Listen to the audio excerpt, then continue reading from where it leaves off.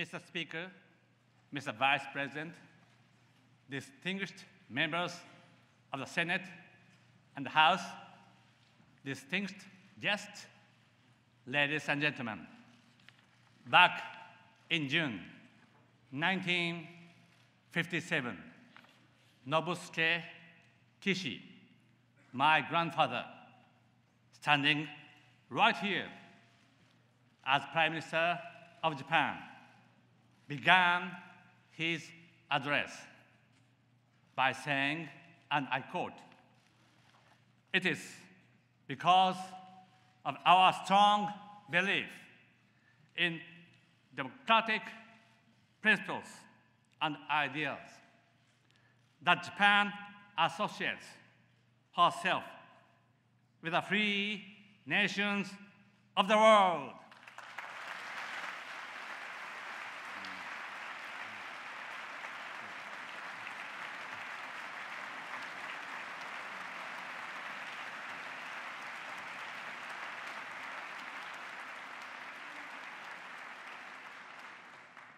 "50 years has passed.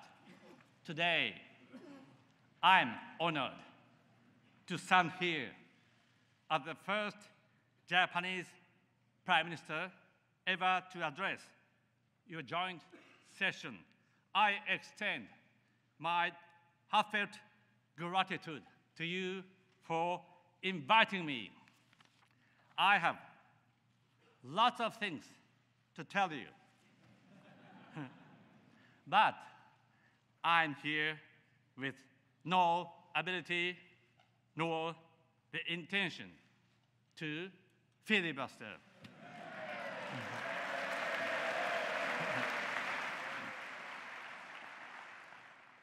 As I stand in front of you today, the names of your distinguished colleagues that Japan welcomed as your ambassador come back to me.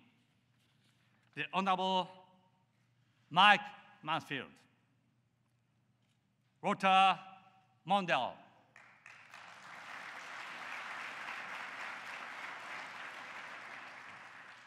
Tom Foley, and Howard Baker.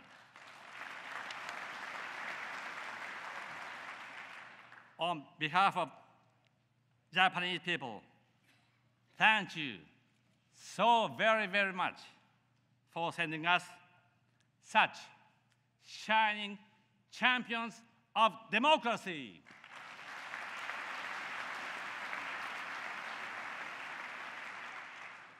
Ambassador Karen Kennedy also embodies the tradition of American democracy. Thank you. Thank you for Ambassador Kennedy for all dynamic work you have done for all of us.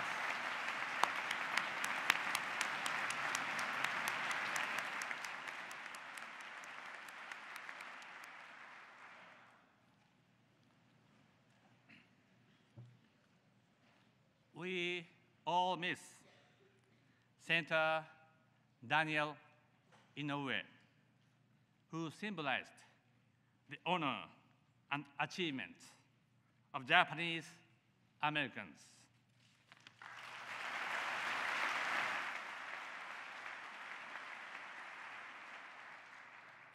Ladies and gentlemen, my first encounter with America goes back to my days as a student when I spent a spell in California.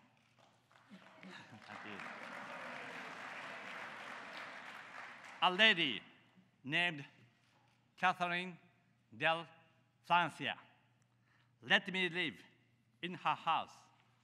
She was a widow and always spoke of her late husband, saying, "You know, he was much more handsome than Gary Cooper." She meant it. She really did. In the gallery, you see my wife, RTA is there.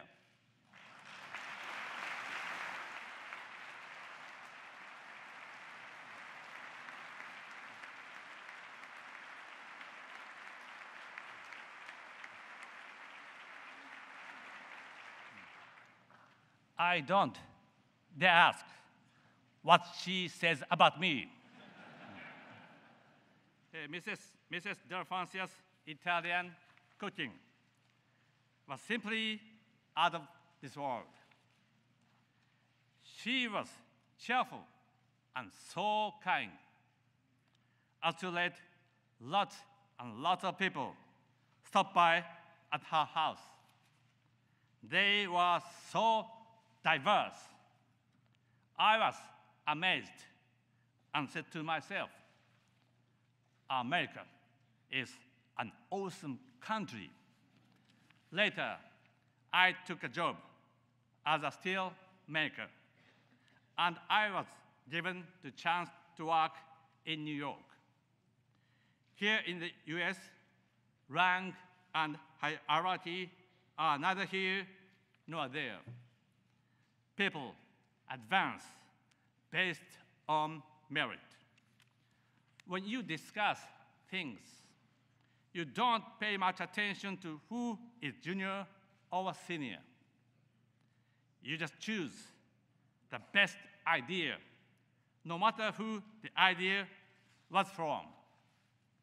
This culture intoxicated me, so much so, after I got elected as a member of the House, some of the old guard in my party would say, "Hey, you are so cheeky, Abe." As for my family name, it is not Abe. Some Americans do call me that every now and then, but I don't take offense. That's because, ladies and gentlemen, the Japanese, ever since they started modernization, have seen the very foundation for democracy in that famous line in the Gettysburg Address. The son of a farmer carpenter can become the president. The fact that such a country existed woke up the Japanese of the late 19th century to democracy. For Japan, our encounter with America was also our encounter with democracy.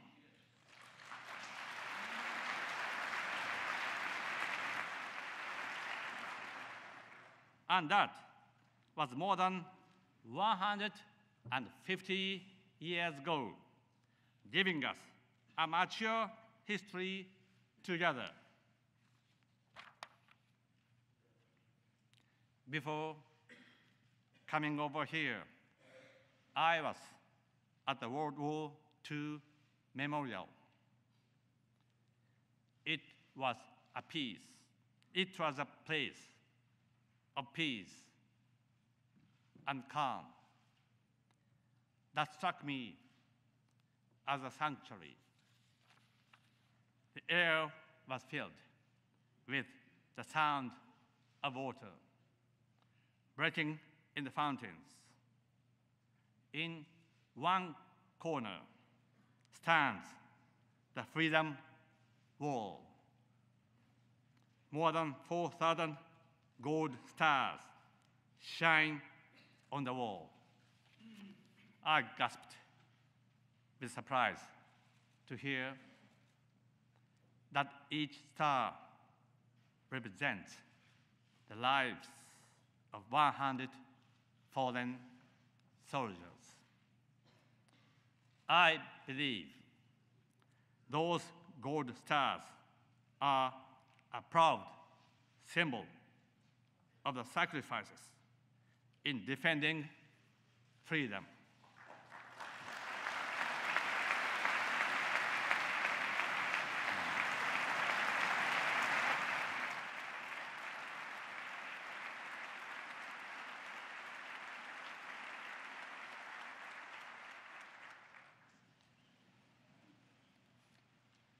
But in those gold stars, we also find the pain, sorrow, and love for family of young Americans who otherwise would have lived happy lives.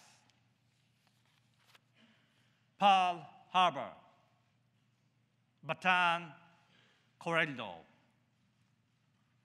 Coral Sea, the battles engraved at the memorial crossed my mind, and I reflected upon the lost dreams and lost futures of those young Americans. History is harsh. What is done cannot be undone.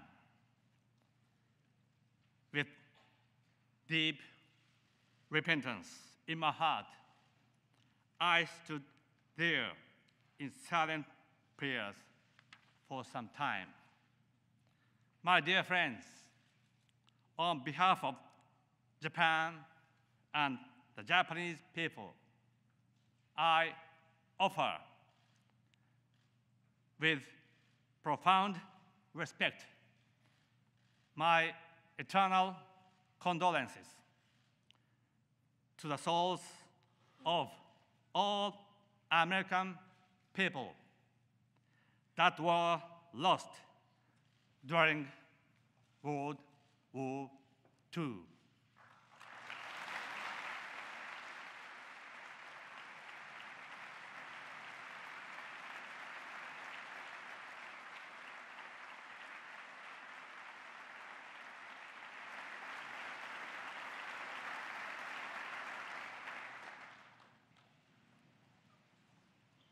Ladies and gentlemen, in the gallery today is Lieutenant General Lawrence Snowden.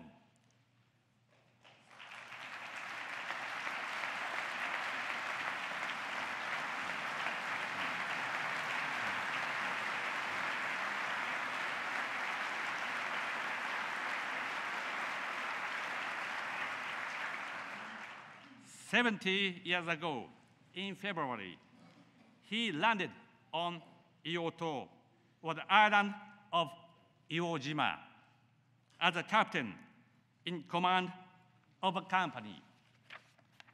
In recent years, General Snowden has often participated in the memorial services held jointly by Japan and the US on Ioto. He said, and I quote, "We didn't and don't go to Iwo Jima to celebrate victory, but for the solemn purpose to pay tribute to and honor those who lost their lives on both sides."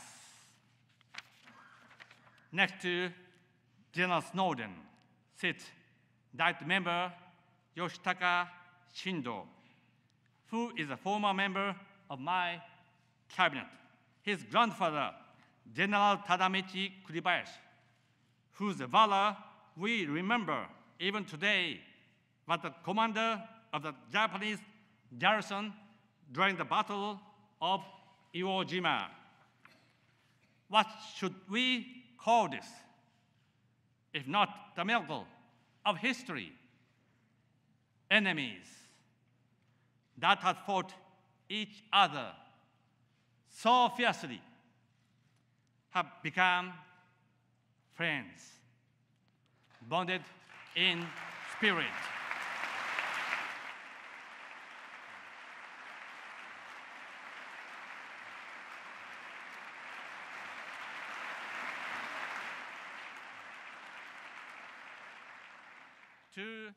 To General Snowden, I pay tribute to your efforts for reconciliation Thank you so very much.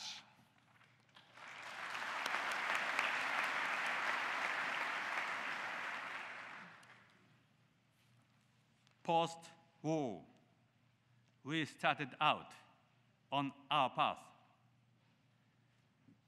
bearing in mind feelings of deep remorse over the war. Our actions brought suffering to the peoples in Asian countries. We must not avert our eyes from that. I will uphold the views expressed by the previous prime ministers in this regard. We must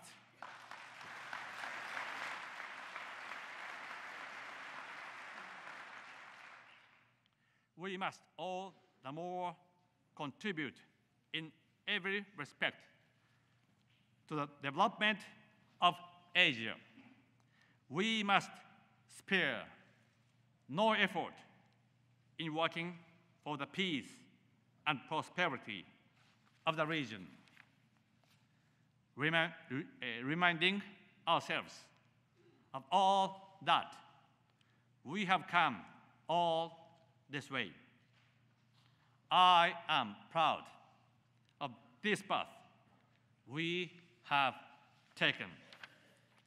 70 years ago, Japan had been reduced to ashes. Then came each and every month from the citizens of the United States gifts to Japan, like milk for our children, and warm sweaters, and even goats. Yes, from America, 2,036 goats came to Japan. And it was Japan that received the biggest benefit from the very beginning by the post-war economic system that the US has fostered by opening up its own market and calling for a liberal world economy. Later on, from the 1980s, we saw the rise of the Republic of Korea, Taiwan, the ASEAN countries, and before long, China as well. This time, Japan too devotedly poured in capital and technologies to support their growth. Meanwhile, in the US, Japan created more employment than any other foreign nation, but one coming second only to the UK. In this way, prosperity was fostered first by the US and second by Japan. And prosperity is nothing less than the seedbed for peace, involving countries in Asia Pacific whose backgrounds vary. The US and Japan must take the lead. We must take the lead to build a market, fair, dynamic, sustainable, and is also free from the arbitrary intentions of any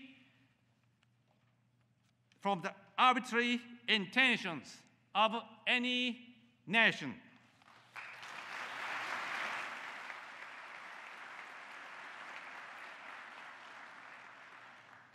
In the Pacific market, we cannot overlook sweatshops or burdens on the environment, nor can we simply allow free riders on intellectual property.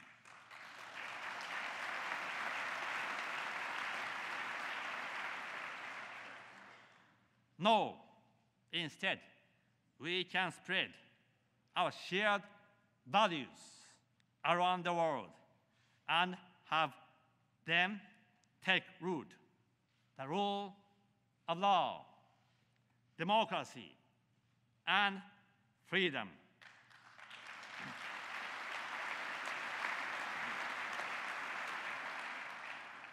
That is exactly what the TPP is all about.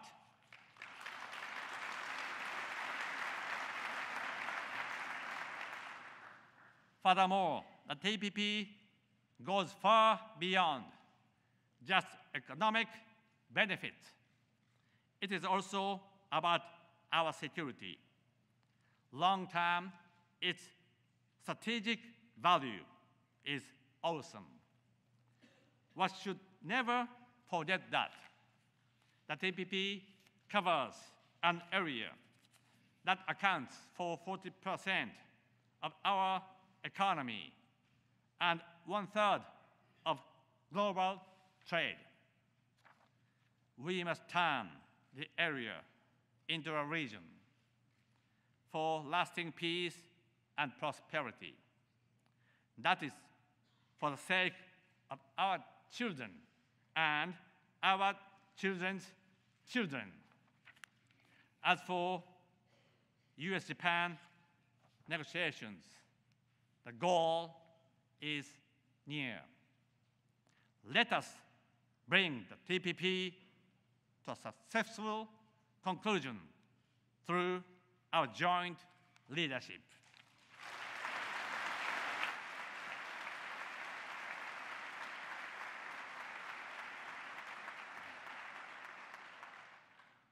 As a matter of fact, I have something I can tell you now. It was about 20 years ago. The GATT negotiations for agriculture were going on. I was much younger and like a ball of fire, and opposed to opening Japan's agricultural market. I even joined farmer representatives in a rally in front of the parliament. However, Japan's agriculture has gone into decline over these last 20 years. The average age of our farmers has gone up by 10 years. Now, and is now more than 66 years old. Japan's agriculture is at a crossroads. In order for it to survive, it has to change now.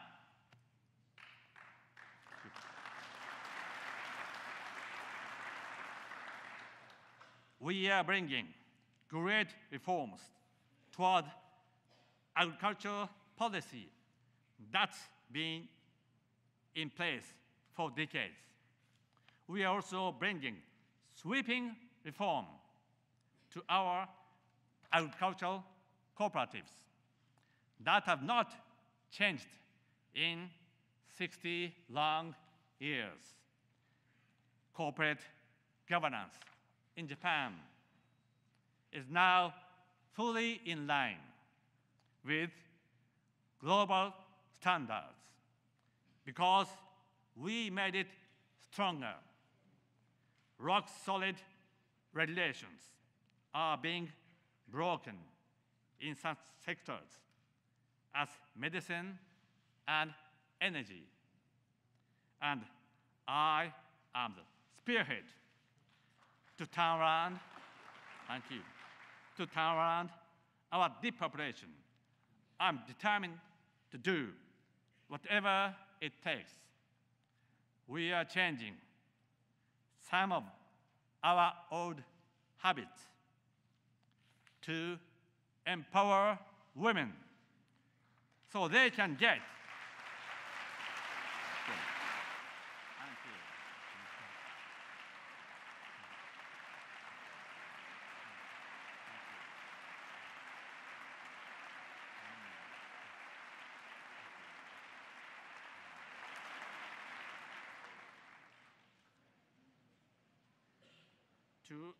to empower women so they can get more actively engaged in all walks of life.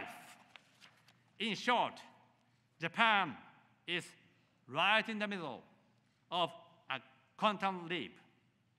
My dear members of the Congress, please do come and see the new Japan, where we have regained our spirit of reform and our sense of speed.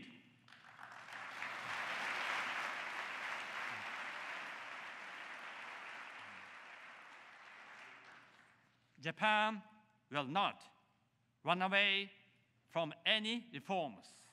We keep our eyes only on the road ahead and push forward with structural reform.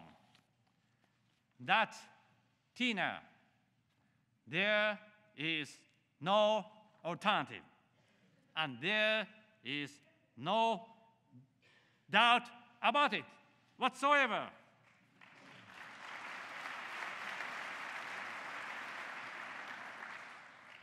My dear colleagues, the peace and security of the post-war world was not possible without American leadership. Looking back, it makes me happy all the time that Japan of years past made the right decision. As I told you at the outset, citing my grandfather, that decision was to choose a path. That's the path for Japan to ally itself with the US and to go forward as a member of the Western world. In the end, together with the US and other like-minded democracies, we won the Cold War.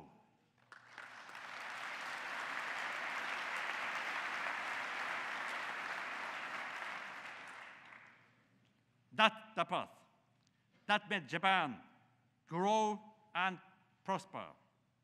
And even today, there is no alternative. My dear colleagues, we support the rebalancing by the US in order to enhance the peace and security of the Asia-Pacific region. And I will state clearly, we will support the US effort first, last, and throughout.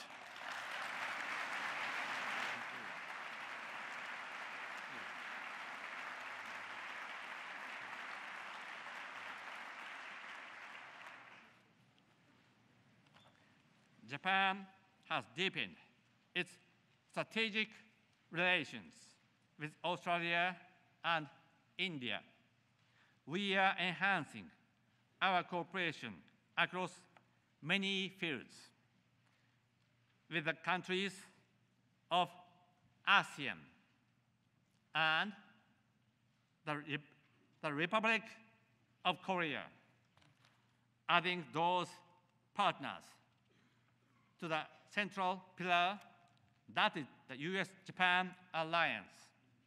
Our alliance, our region will get stable, remarkably more. Now, Japan will provide up to $2.8 billion to help improve U.S. bases in Guam, which will gain strategic significance even more in the future.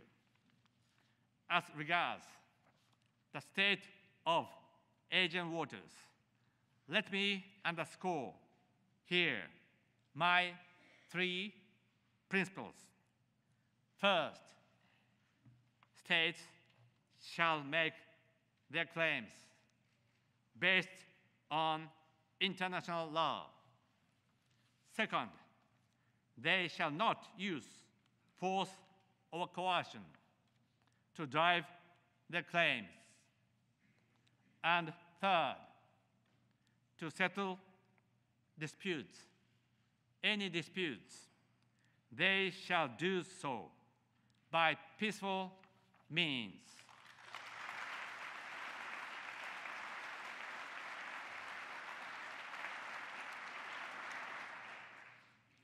We must make the vast seas stretching from the Pacific to the Indian Oceans, seas of peace and freedom, where all follow the rule of law.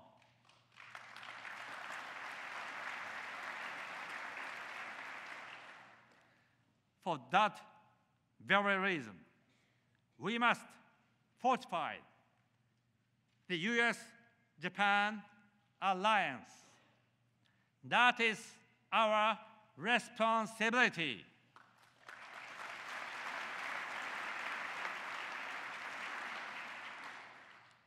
Now, let me tell you, in Japan, we are working hard to enhance the legislative foundations of our security.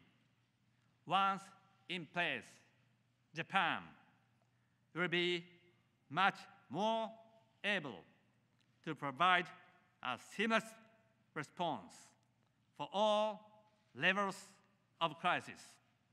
These enhanced legislative foundations should make the cooperation between the U.S.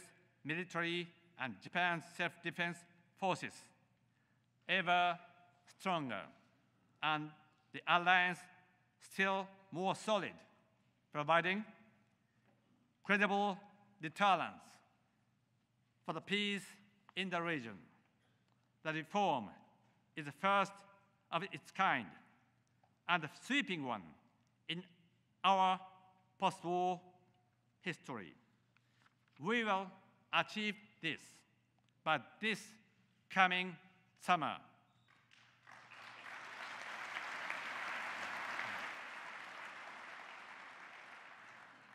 Now, I have something to share with you.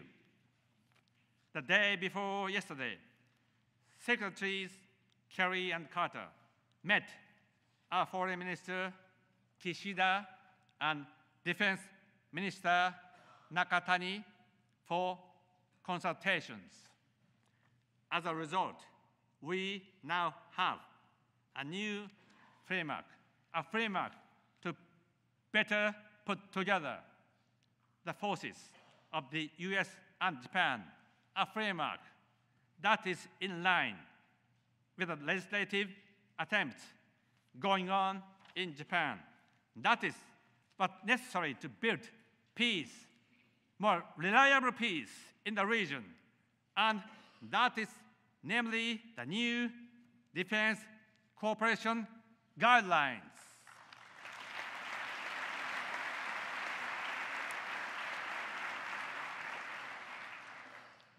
Yesterday, President Obama and I fully agreed on this significance of these guidelines.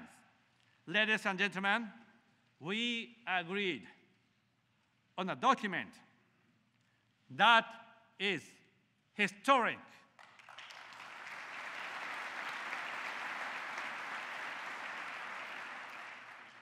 In the early 1990s, in the Persian Gulf, Japan's self-defense forces swept away sea mines. For 10 years, in the Indian Ocean, Japanese self-defense forces supported your operation to stop the flow of terrorists and arms.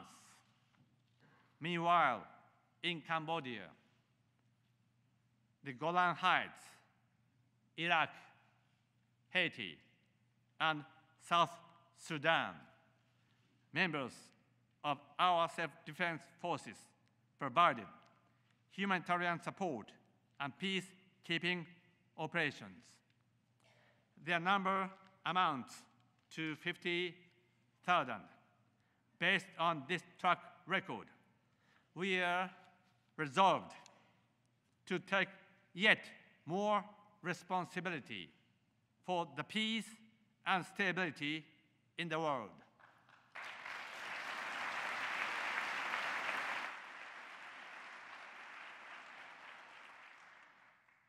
It is for that purpose we are determined to enact all necessary bills by this coming summer, and we will do exactly that.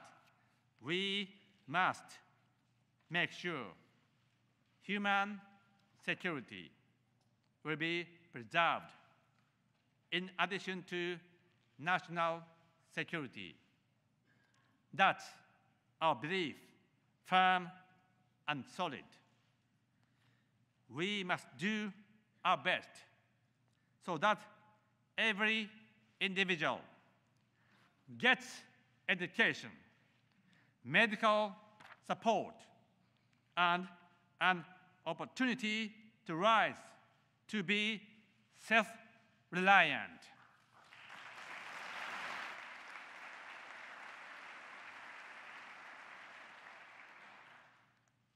Armed conflicts have always made women suffer the most.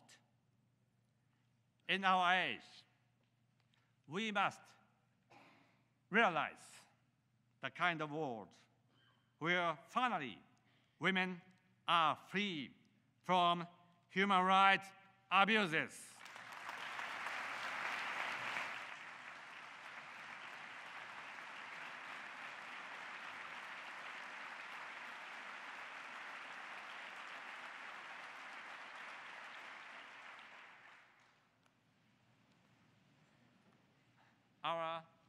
Our servicemen and women have made substantial accomplishments. So have our aid workers, who have worked so steadily. Their combined sum has given us a new self-identity. That's why we now hold up high a new banner that is proactive contribution to peace based on the principle of international cooperation. Let me repeat, proactive contribution to peace based on the principle of international cooperation should lead Japan along its road for the future.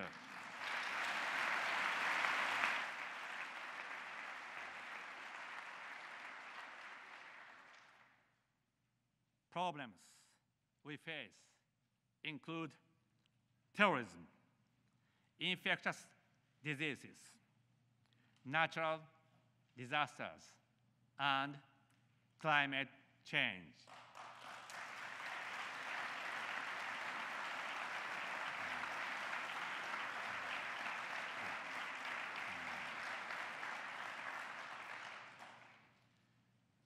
The time has come for the US-Japan alliance to face up to and jointly tackle those challenges that are new. After all, our alliance has lasted more than a quarter of the entire history of the United States. It is an alliance that is sturdy, bound in trust and friendship, deep between us. No new concept should ever be necessary for the alliance that connects us, the biggest and the second biggest democratic powers in the free world, in working together.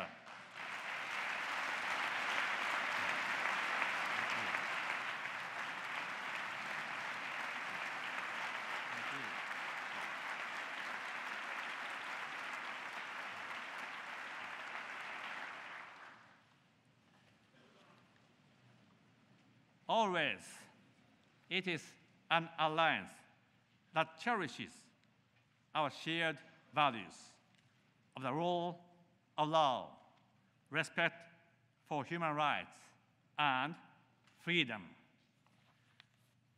When I was young, in high school, and listened to the radio, there was a song that flew out and shook my heart. It was a song by Carole King.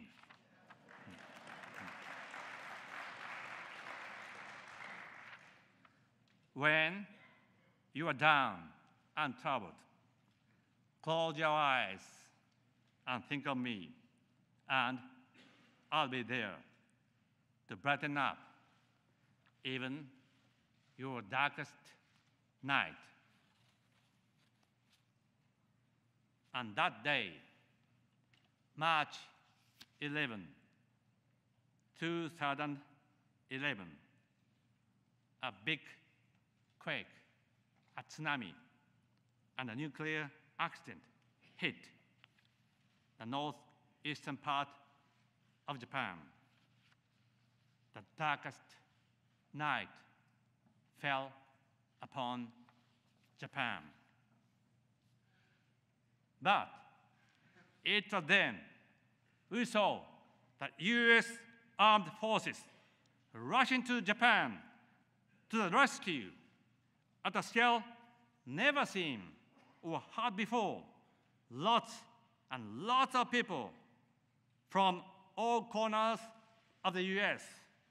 extended the hand of assistance to the children in the disaster areas. Yes, we got friends in you.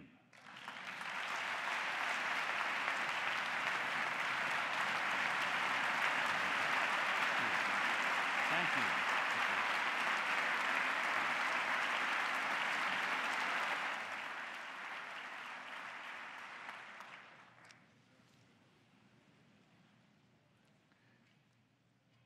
Together with the victims, you shed tears. You gave us something very, very precious. It was hope for the future. Ladies and gentlemen, the finest asset the U.S. has to give to the world was hope, is hope, will be and must always be hope.